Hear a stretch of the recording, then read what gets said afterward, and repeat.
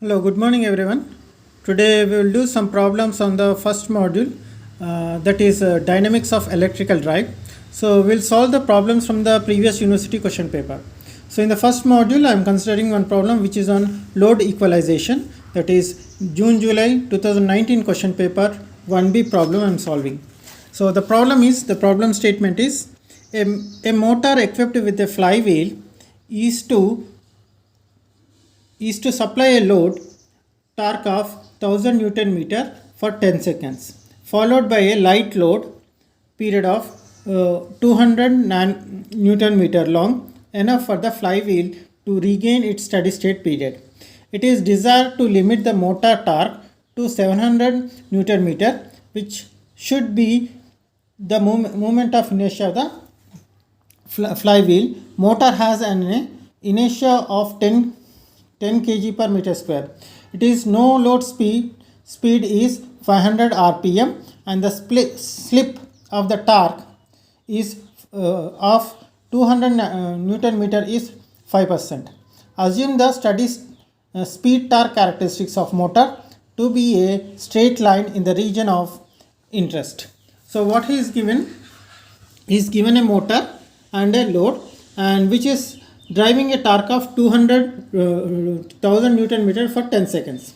So during a light period of 200 Newton meter. So we have to find out the moment of inertia of the flywheel. So here you have a motor and the load, and this is a flywheel which is connected to adjust the speed.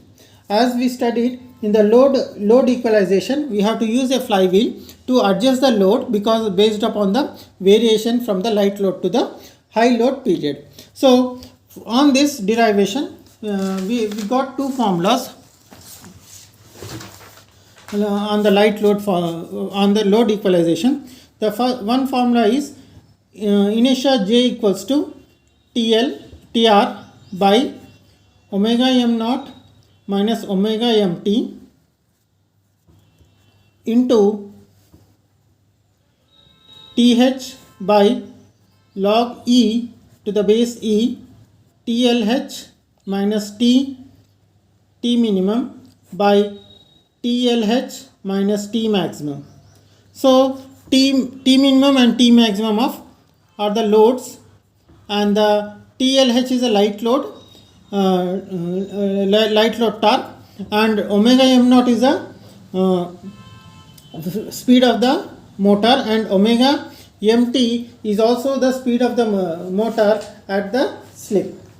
Okay, so first we will calculate the speed omega m naught. As you know, omega m naught is given as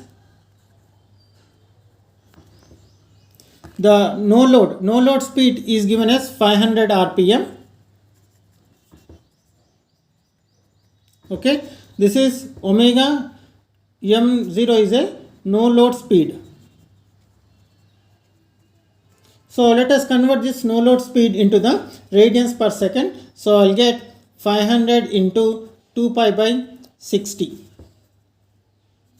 So I'll get 52.36 radians per second. So now I have to calculate the speed of slip speed torque at a speed of 5%. Okay, so now I have to calculate omega mt, which is omega mt at 5%, so of 500 rpm. So I'll get this as 1 minus 5% is 5% of slip. So that I'll get 1 minus 0.05 into this 52.36 radians per second. So this value I'll get as 49.74 radians per second. So after getting omega m naught and omega mt, next I have to calculate the TH value. So the TH value is given by TH value and all other values. First I will calculate this one, that is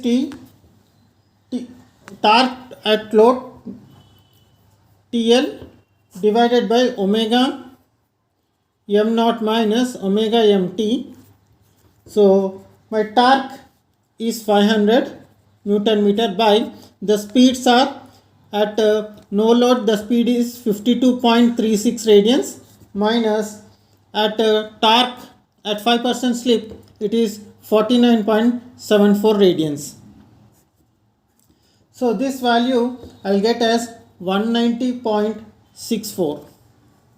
Okay, 190.64 I'll get. So I'll substitute this to find out the total inertia. But before that, let me see the torque values at the load. So at full load, at high load, what he is saying, the motor is equipped with a free wheel and is supplying a load torque of 1000 meter. This is nothing but high load. The torque at high load is nothing but 1000 Newton meter. Okay. Next, it is supplied for the 10 seconds and followed by the light load period of 200 Newton meter. So at light load, I can say it as T minimum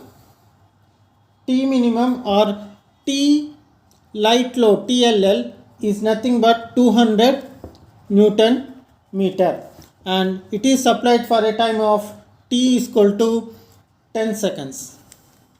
Okay, so I have these values and my maximum value next it is desired to limit the motor torque to 700 Newton meter. So my T max would be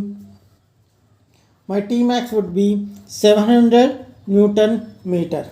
So substituting all this in the equation, J equals to this value I am calculated which I got as 190.84 into my time is 10 seconds divided by log to the base E and the maximum torque is 1000 minus 200 which is the minimum torque or light load torque and divided by again maximum minus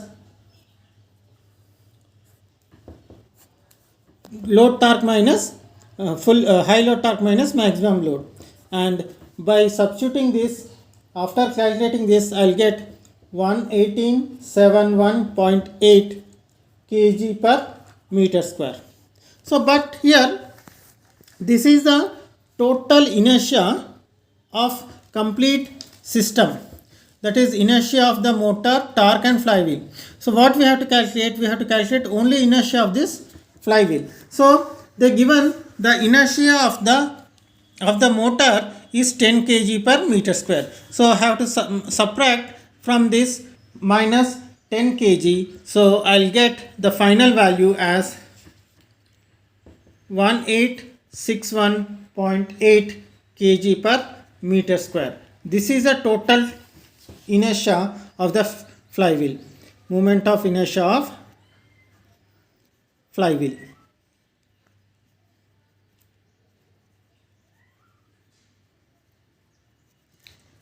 Okay, so this is the simple problem you can do.